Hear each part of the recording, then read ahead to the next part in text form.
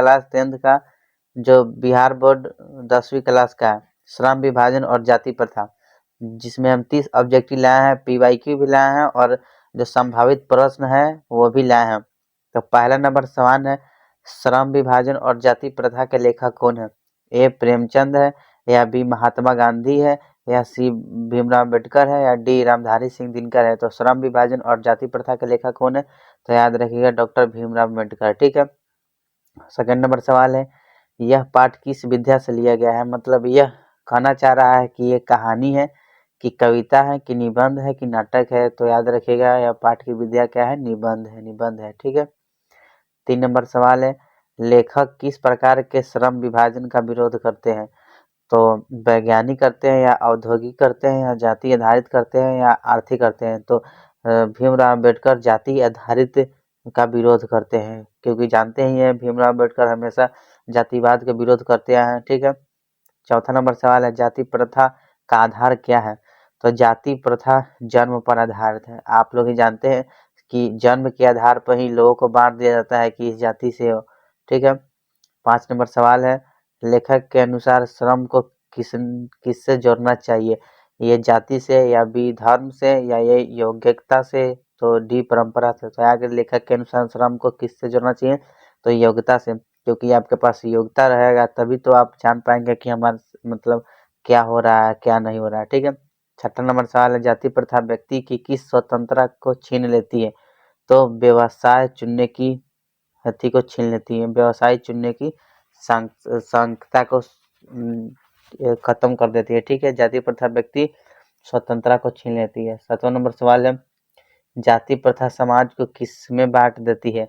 तो ऊंच नीच में। जाति प्रथा समाज को किस में बांट देती है? ऊंच नीच में, क्योंकि आप खुद ही देखिए जाति अगर होगा तो समाज ऊंच नीचों में बढ़ जाएगा। ठीक है। 8 नंबर सवाल है, लेखक किस समाज की कल्पना करते हैं? तो लेखक समतालामूलक की चिंता कल्पना करते हैं, मतलब समलता मूलक जैसा हो जाए, लेखक के अनुसार कहना है। 9 नंबर सवाल है, जाति प्रथा का सबसे बड़ा दोष क्या है? तो भेदभाव है। ठीक है। ये PYQ है। 10 नंबर सवाल है, श्रम विभाजन समाज के लिए क्यों आवश्यक है? तो कुशलता के लिए आवश्यक है। ठीक है। 11 नंबर सवाल है, लेखक के अनुसार कौन सी व्यवस्था अमानवीय है? तो जाति प्रथा अमानवीय है। ठीक है। 12 नंबर सवाल है, जाति प्रथा किसके विकास में बाधक है? तो व्यक्ति के विकास में बाधक है। ठीक है। 13 नंबर सवाल है, श्रम को लेखक क्या मानते हैं? सो सम्मानजनक कार्य मानते हैं। ठीक है। जाति प्रथा का संबंध किससे है? तो जन्म से है। जाति प्रथा का संबंध किससे है? जन्म से। ये इम्पोर्टेंट क्वेश्चन है, आप लोग याद रखिएगा। ठीक है। 15 नंबर सवाल है, लेखक का मुख्य उद्देश्य क्या है? तो सामाजिक सुधार, यानी समाज को सुधारने का काम करेगा लेखक। ठीक है। 16 नंबर सवाल है, जाति प्रथा व्यक्ति को क्या बनने से रोकती है? तो स्वतंत्र नागरिक बनने से जाति प्रथा रोकती है। जाति प्रथा नहीं होना चाहिए, यानी जाति ऊंच नीच नहीं करना चाहिए। ठीक है। 17 नंबर सवाल है, लेखक के अनुसार श्रम विभाजन का सही आधार क्या है? तो क्षमता है। ठीक है। 18 नंबर सवाल है, जाति प्रथा किस सिद्धांत पर आधारित है? तो असमानता पर आधारित है। ठीक है। 19 नंबर सवाल है, समाज की उन्नति किससे संभव है? तो योग्यता आधारित व्यवस्था, मतलब आप जिस हक का हकदार होंगे वही काम कर सकते हैं, तो ऐसे समाज उन्नति पर चलेगा और विकास के राह पर चलेगा। ठीक है। 20 नंबर सवाल है, लेखक के विचार किससे प्रेरित है? तो मानवतावाद से प्रेरित है। ठीक है। 21 नंबर सवाल है, जाति प्रथा समाज को किस दिशा में ले जाती है? तो पतन की ओर ले जाती है। अगर जाति प्रथा होगी, ऊंच नीच होगी, तो समाज कैसे एक रह पाएगा? ठीक है। आप लोग ही सोचिए, अगर अपने समाज में देखे होंगे तो ऊंच नीच बहुत होता होगा। ठीक है।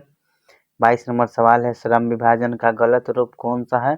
तो जातिगत है। ठीक है। 23 नंबर सवाल है, लेखक किस व्यवस्था का समर्थन करते हैं?